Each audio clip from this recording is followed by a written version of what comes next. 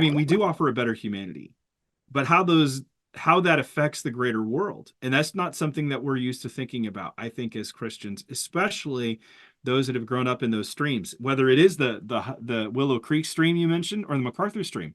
If it's not chapter and verse and individualist salvation, then it doesn't influence anything else.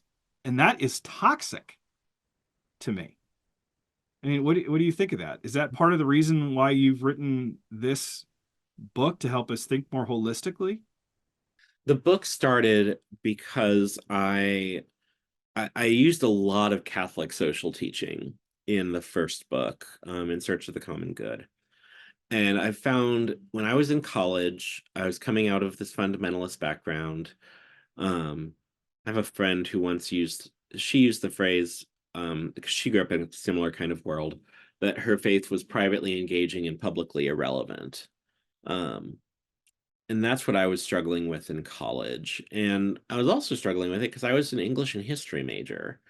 And so I was reading these great books that deal with challenging human and existential and social problems. And I was doing history, like 20th century history, which is full of all of these tragedies and horrible wars and genocides and injustices. Um, and so I was, and I don't know that I could have put it this way at the time, but I really needed a Christian faith big enough to address that and actually have something to say. Like I remember I got so angry in high school about stuff with this church I grew up in. And I would have people tell me, because I was reading Schaeffer, and Schaeffer is constantly citing these avant-garde filmmakers and Mhm. existentialist novelists. So I was going down to the library and checking out novels and plays by Jean-Paul Sartre and Albert Camus and guys like that and reading them. And I had these youth workers in our ministry that would get so mad at me about what I was reading. And finally, I just kind of snapped. And I was kind of a brat, but I was just like, at what page in Nausea by Sartre as I'm reading, at what page do I need to get to where Christianity is not true anymore? If Christianity is true, it will still be true after I read this book. And if it's not true, then my reading this book has no bearing on that whatsoever. Um, and so it was just such a struggle that I had. And so I had found Catholic social teaching really, really helpful because it was speaking to these things in a broad way that was trying to consistently apply the teachings of Scripture and then, of course, teachings of the church down through the ages to these new kind of problems that were emerging. Um, And so, as I was sitting down to write the second book, I was initially trying to think, is there a way I can try to create something that draws on Protestant sources to help people who maybe like typical evangelical probably is not going to pick up Quadragesimo Anno on wages and workers to try and understand what like just worker relations look like. But are there things I can bring to bear from a Protestant perspective that will feel a little more close and familiar and can be helpful to them? And so that was the start of the book. And then as I was working on it, it was so funny to me because I was reading Groen van Prinsterer, who's a 19th century Dutch Calvinist. He has a book called Unbelief and Revolution. And what Groen says in his book, so he actually, if people are familiar with Kuyper and the way Kuyper talks about the revolution in his work, that's coming out of Groen. Groen is actually developing the idea of the revolution for the Dutch Calvinists before Kuyper gets there, because he's younger than Kuyper, and Kuyper picks it up from Groen. What Groen means by the revolution, though, is this kind of spirit that basically says the world is whatever we want it to be. We are kind of, as humans, we're kind of the lords of creation, and we can make the world whatever we think it ought to be. And Groen's specifically talking about politics, but it has broader application. So I was thinking about that and thinking about what it means to live in a world where we basically think the world is kind of infinitely malleable. And really, the only constraints we have are what our tools allow us to do, um, and what we are willing to do ultimately.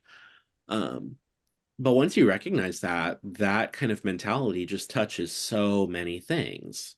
So in contemporary discourse, one of the obvious places to go would be sexuality issues. Um, I'm reading Favale right now, and Favale talks about how the idea of transitioning genders kind of evolved across the 20th into the 21st century. And the thing that really was crucial in that developing was developing hormones that we could give people to help them transition. Without those tools, we couldn't do that social project, as it were. And yet the funny thing was, so that's an example that's going to cut really hard toward the left.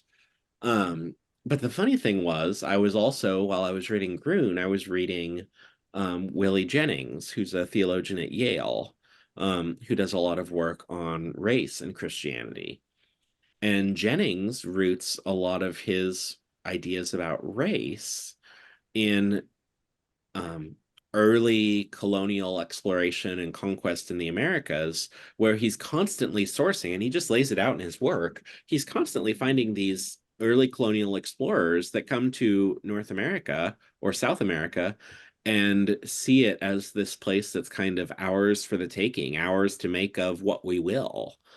Um, and so that kind of the world is plastic and we can shape it to whatever we want it to be based on our abilities and our willingness. That's a spirit that just kind of pervades much of the modern West. And if you're talking about land use and, at least in older discourses, race, it's going to function in ways that if you criticize it, the right's not going to be very happy with you. If you talk about it as it relates to sexuality issues, you're going to be alienating the left. But part of the argument I was trying to make in the book is that all of this is revolutionary. All of it is built on an idea that kind of lifts the kind of individual great man above creation so that he can shape it however he wants. Um, and all of it is founded in an idea that's quite hostile to Christian teachings about the good life, about virtue, um, about the call to live under the law of love, as Schaeffer described it. So yeah, it was starting with this interest in Catholic social theory, and then Grun's idea of revolution just kind of kicked in and framed all of it for me. Um, and yeah, I'm trying to help people um, conceive of their life in the world in a way that isn't built on the idea that reality is just infinitely plastic and can be shaped to my desires however I want.